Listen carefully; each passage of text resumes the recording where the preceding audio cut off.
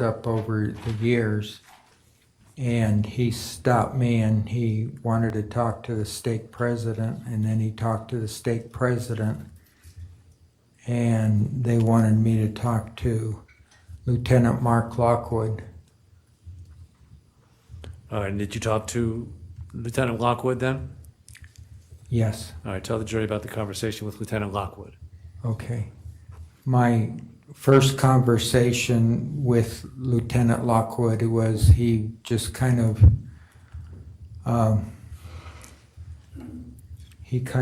blew off the whole thing. He just kind of listened. I don't know how to put it.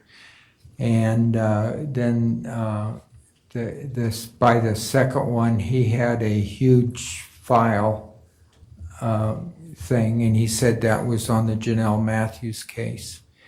And his first questions were, he said that there was, because I told him about the two vehicles pulling in my driveway, and he said that no, that they were a pickup truck pulling a trailer.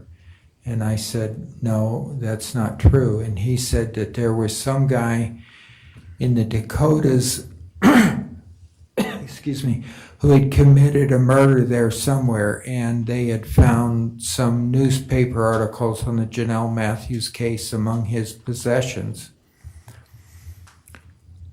And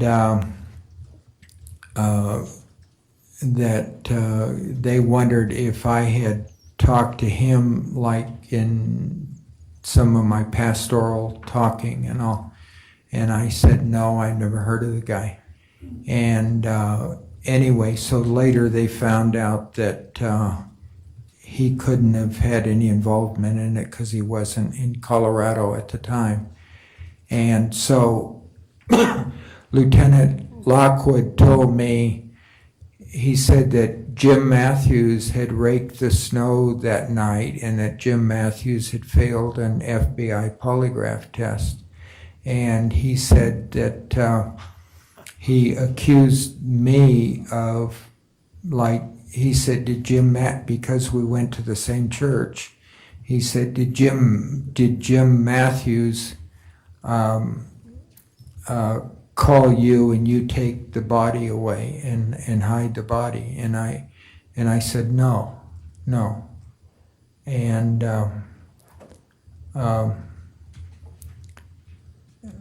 he acted like, well, if I was to get a deal, it would be a deal that I would get reduced sentence or something like that if I admitted I took the body and Jim Matthews had done whatever happened to her. And I said, I don't know the man. That never happened. All right. So, Mr. Pankey, just to clarify then, you were never at the Matthews home on December 20th, 84, right? No. Okay. And so at that time, before you talked to Mr. Detective Lockwood, did you know about the raked footprints in the snow? I had never heard that before Mark Lockwood told me. Okay. In fact, you don't wear an 8.5 to 9 shoe, do you? No. Okay. So, what did Lieutenant Lockwood, what did he tell you then? Did he tell you anything about the footprints in the snow? He said that there were footprints in the snow and that they had been raked. And he took my DNA. This was about 1992 or 93. Okay. So is that the first time you'd heard about that? About this controlled piece of evidence, the raked footprints? That was my very first time with Mark Lockwood. Okay.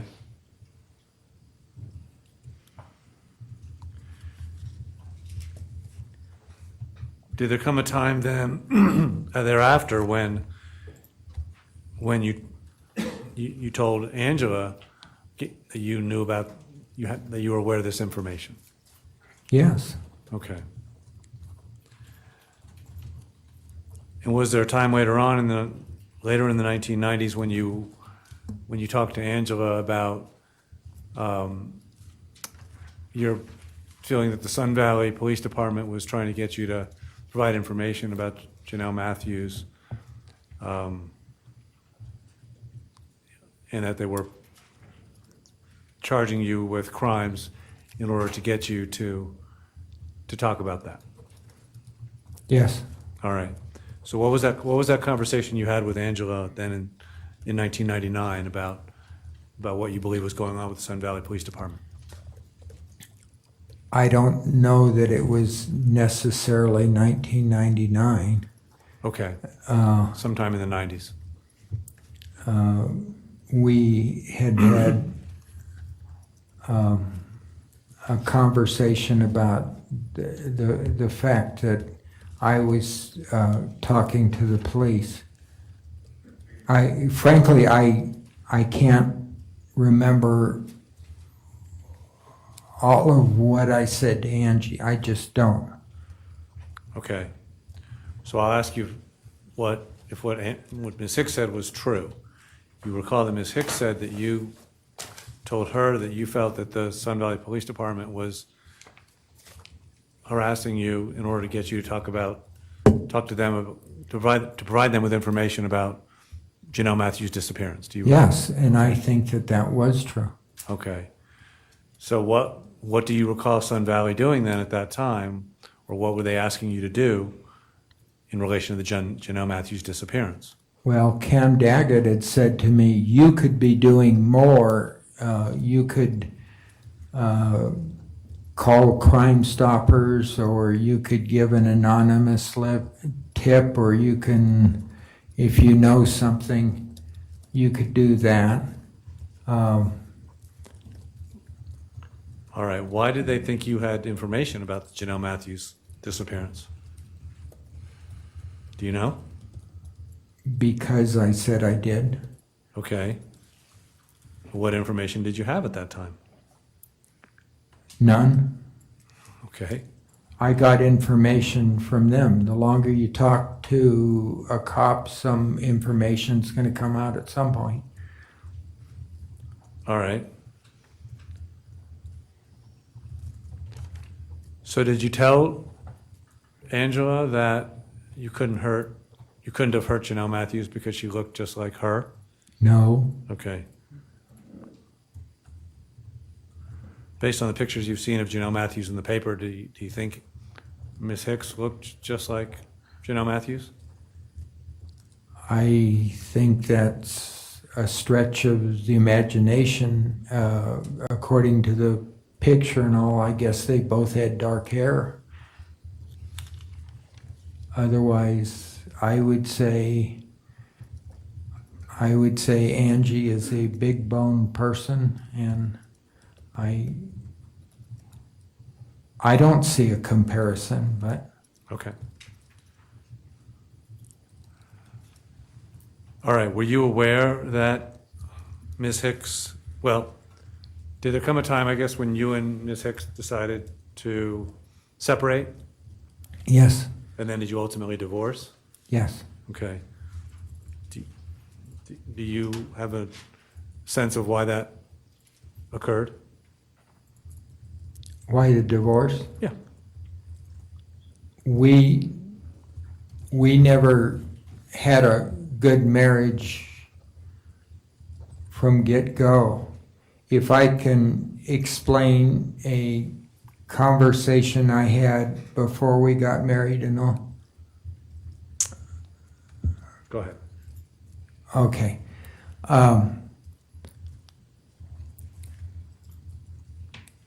Angie was a virgin when we first started dating, and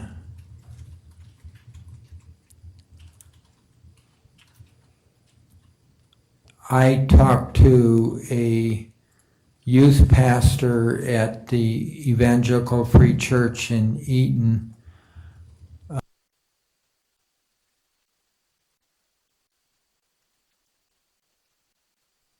Marital sex with Angie and all.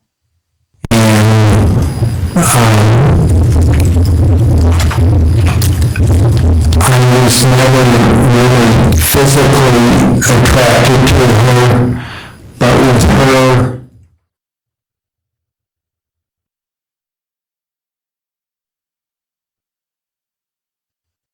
I could do it, but it wasn't like a real romantic thing. And the youth pastor was a young man too, and was because she was a virgin. When you met her, you owe it to her to marry. You read the scriptures, there'll come a time when you truly feel romantic towards her, and that never happened. And there were times when we lived in the Greeley house that I would sleep on the couch in the living room, and there was one time that Angie came out and she told me she was mad, and she said I'd rather masturbate than sleep with her. And I turned and told her making love to her was an act of mercy, not passion. And so, I mean, that's just one example. It just wasn't good all the way through. I did try to feel romantic and passionate love for her. On some level, I did love her as a friend, but I didn't mean to be overly gross, but I think you can surmise from that kind of like what the relationship was like. All right, so did there come a time then when the relationship deteriorated? Yes. Okay. And did there come a time then when you got divorced? Yes. Were you aware that during the course of the divorce proceedings that Ms. Hicks was talking to Larry McConnell and officers at Sun Valley Police Department? I had no clue of that. My first knowledge of that is when I was arrested in Boise, okay? And I was dumbfounded. Okay.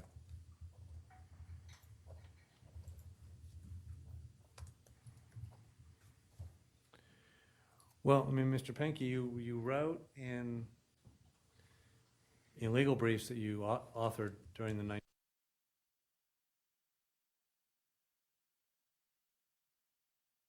this was in Idaho. You wrote that you were being prosecuted because of something to do with the Jonelle Matthews case. Do you recall looking at those documents? Yes. Okay. Why did you write that, Mr. Pankey? It was a secondary thing. I was in a lot of civil suits.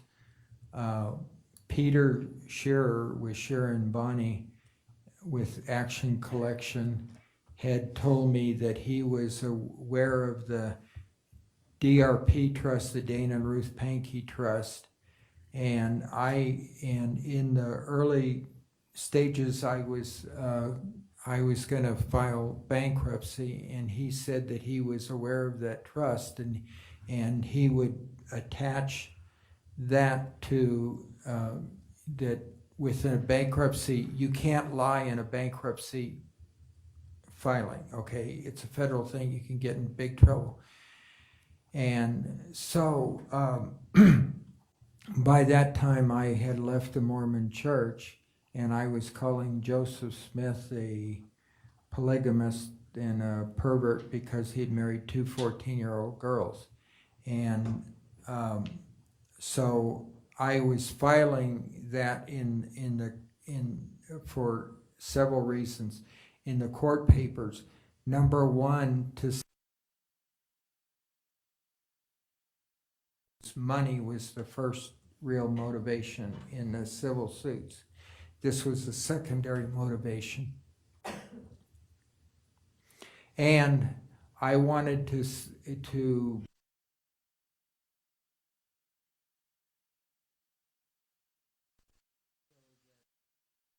if If they ever did arrest Jim Matthews, there was no way that they could use me to testify against him because I didn't know the man. Okay.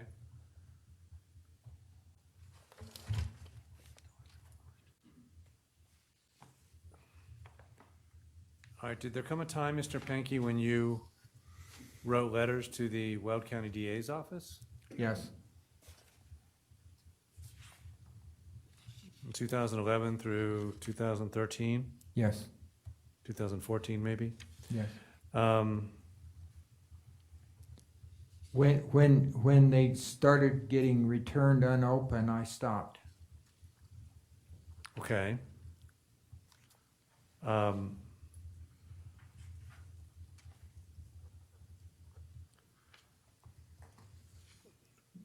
When you wrote those, what was the purpose of writing those letters, Mr. Pankey?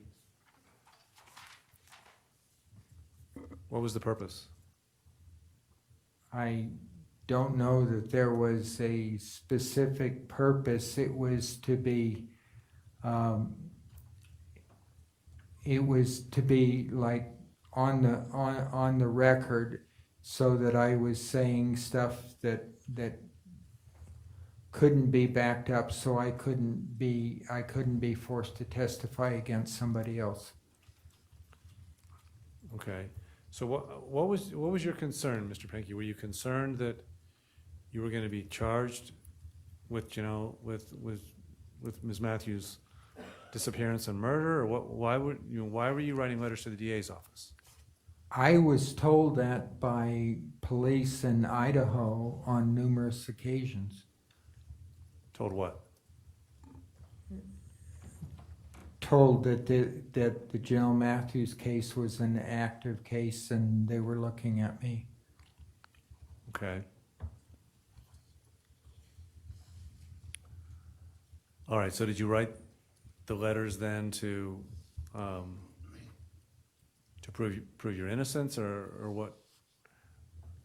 Or again, what was the purpose of those letters? They thought that I was crazy. So the purpose of my letters was to prove their point so that. Okay. All right, so for instance, in July 15th of 2013, you said that if you want Ms. Matthews' body, you need to protect a witness's Fourth, Fifth, and Sixth Amendment rights. Why did you write that, Mr. Pankey? I don't know. I don't have a good reason. Okay. And then there were other letters and statements you made, I guess, to Detective Cash, requesting immunity, right? Do you recall asking for immunity? Yes. Okay, why were you asking for immunity, Mr. Pankey? Because at that point, I wanted to privately say what I've publicly said today, that, I really don't know anything and I was bitter and I was just making stuff up. Okay. I could do that with a deal. Okay, so explain that. If you got a deal, you could tell them that you were making stuff up, or what kind of deal were you looking for, Mr. Pankey? To say that I knew absolutely nothing. Okay, so why would you need a deal in order to tell the police or the district attorney that you knew absolutely nothing? I was afraid they might charge me with lying or something like that. Why would you be afraid of that if you knew absolutely nothing? Why would you be afraid that they would charge you? I was getting hit with lots of lawsuits. In 1997, I was criminally charged and all. I mean, Right. Well, were you were you concerned about did your past experiences with the police have anything to do with the letters that you wrote? Yeah, I was bitter towards them. Okay. All right, there's one letter in particular that was written that I think was quoted actually in the opening statement, so let me just ask you to address it, please. Well, I guess there's a couple of them. One is April 10th of 2013, the late Ms. Matthews this is to Ken Buck. The late Ms. Matthews is 100% victim. She is not culpable. Why would you have written that? I had recently been a facilitator at Lighthouse Christian Fellowship in Twin Falls for 2 cycles before that in Grief Share, because I had lost a child. And it goes over in there about how people say the dumbest things about in a situation where a child dies or something, which is true. I mean, that happened when my son was murdered. And some of the things that were said online, I felt were terrible things to say. Okay. And there's another letter dated August 15th of 2013, which states, about a week after the fact, I realized a blanket or comforter or quilt also disappeared from the Matthews house. Some experiences are hard to forget, but I must realize justice isn't always served and move on. What was the purpose of that letter, Mr. Pankey? I can't truly give a rational purpose for it. I was thinking of just moving on to other things, and it was just a last statement. A what statement? Final statement, I don't know. All right, well, I guess my concern would be that it sounds to me like you are saying here that you were in the Matthews home at the time Janelle disappeared. So is that what you're saying in this letter? No, Okay. Well, why shouldn't the jury interpret the letter that way?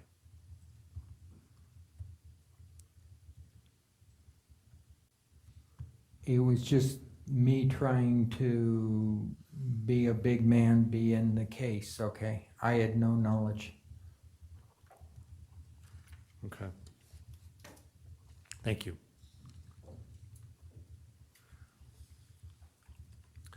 Mr. Pankey, did there come a time I don't know exactly what the years were, 2015 through 2015 through 2018 or so, that you ran for governor and sheriff? Yes. When did that happen?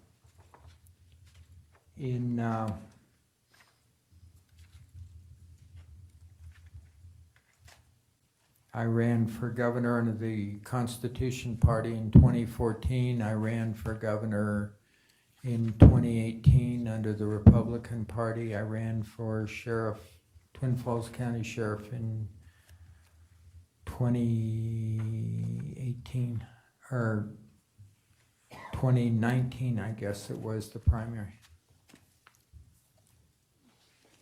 All right. Why did you do that, Mr. Pankey? I wanted to make a difference. Okay. And we've looked at some of the, I guess, statements on your website from when you ran for sheriff. Were those accurate? Yeah, The statements on your website? yeah, Pankey for sheriff, I guess? yeah. All right. And one of them had to do with making deals for people. Do you recall that? You'll have to remind me. All right, let me see.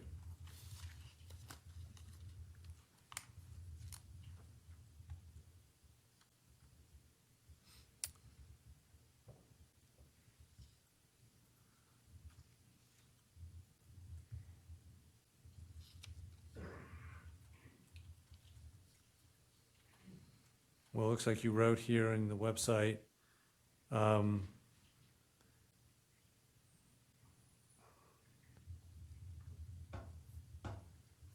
problem, blaming whistleblowers, people who commit major crimes brag, tell their crimes to people who have criminal histories. Fear of arbitrary law enforcement keeps vital information secret. Without accurate crime information, murders become cold cases. Solution, reward, protect individuals with real knowledge of real crimes. Deals lead to knowledge. Knowledge leads to just convictions. Right? Yes. Okay. So, what were you advocating there? Simply on the face of what it is. Simply what it says. Okay. All right. Did there come a time, Mr. Pankey, when you started collecting guns?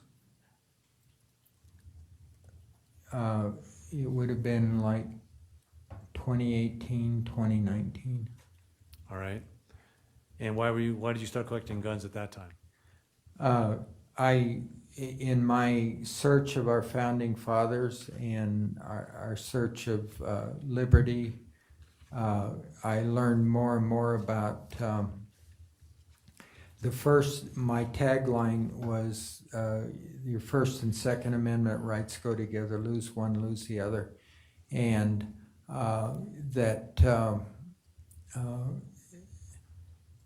there's a quote, and I can't think of it now, where one of the founding fathers said that we should be Americans should be at all times armed, and that if you lost, we're living in the last days, and if you lost your First Amendment rights, you'd lose your Second Amendment rights, you'd lose your First Amendment rights. All right. Thank you, sir.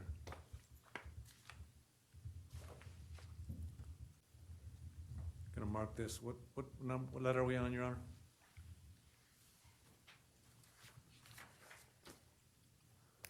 I have F. F. F. Thank you, Your Honor.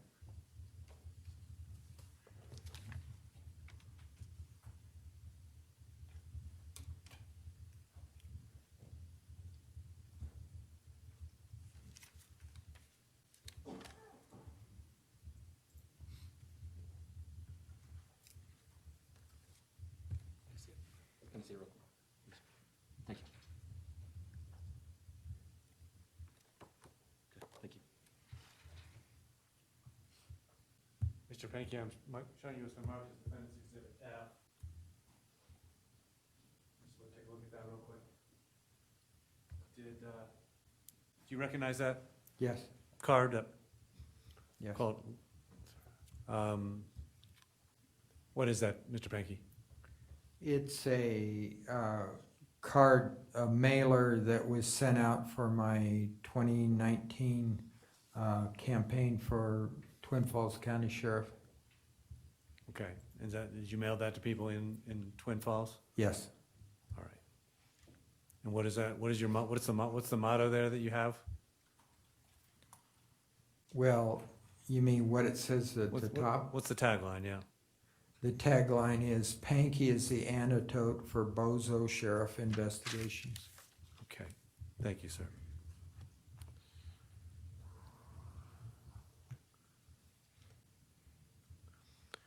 Mr. Pankey, there's been some discussion about some additional searches you did on your, they call them devices, I guess, phones and computer and iPad related to the Jonelle Matthews matter. Do you recall that? Right. Okay. Did the searches in fact start to go up, I guess, in 2019? Yes. Okay. After Cash had contacted me. All right. And why did you start to conduct more searches about the Jonelle Matthews case at that time? I wanted to figure out what was going on. Okay.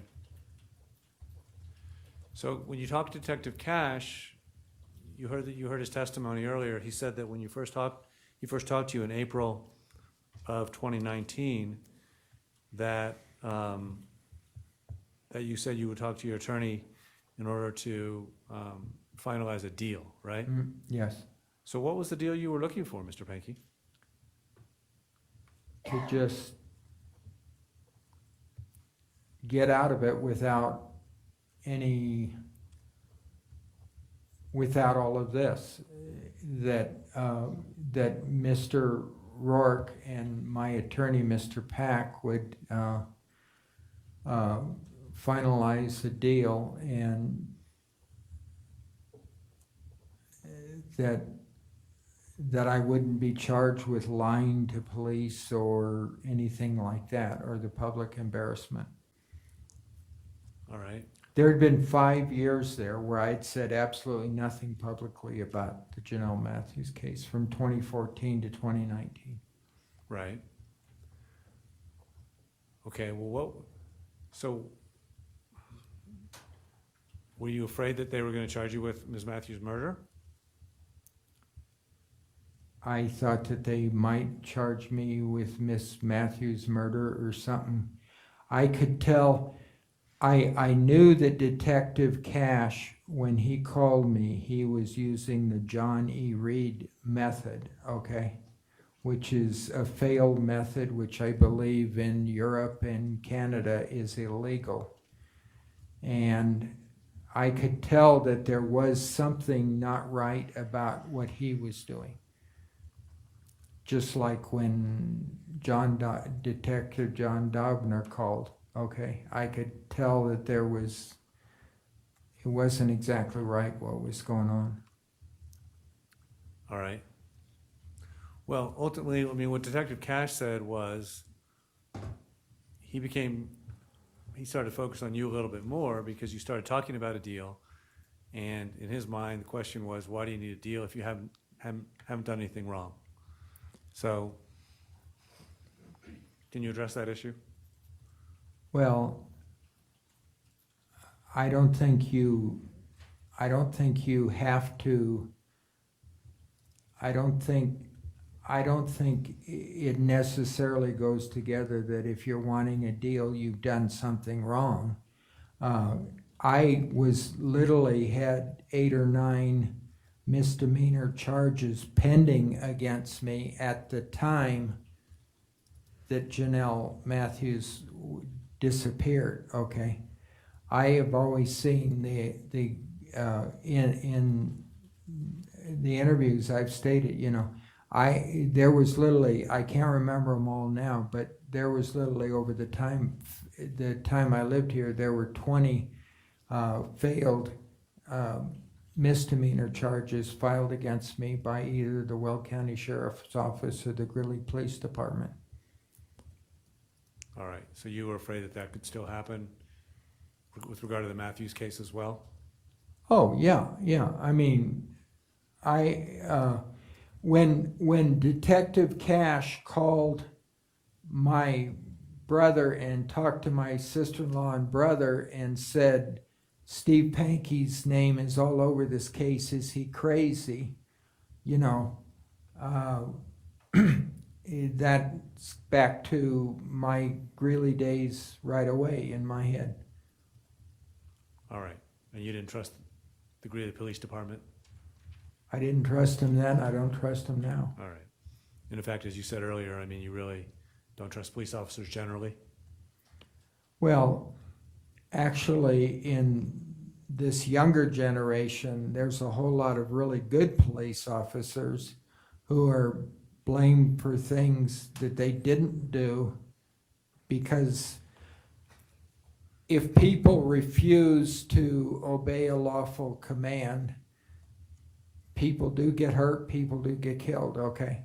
And the younger generation, they've grown up, they don't care what sexuality you are, they don't care what race you are, it's the content of your character.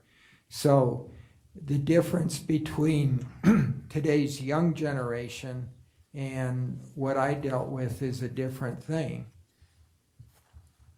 Okay. And the 2 detectives sitting at the opposite table are part of that middle generation. They're not the young generation. Okay, thank you.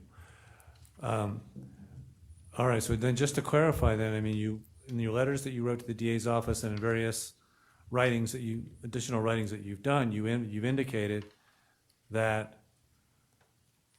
perhaps you had information relating to the Jonelle Matthews disappearance that you could share with the police or with the district attorney's office. Do you have any firsthand information about the circumstances surrounding Jonelle Matthews' disappearance? I do not have firsthand information, no. Okay. Thank you, I have nothing further. All right, counsel, let's do a quick sidebar, please.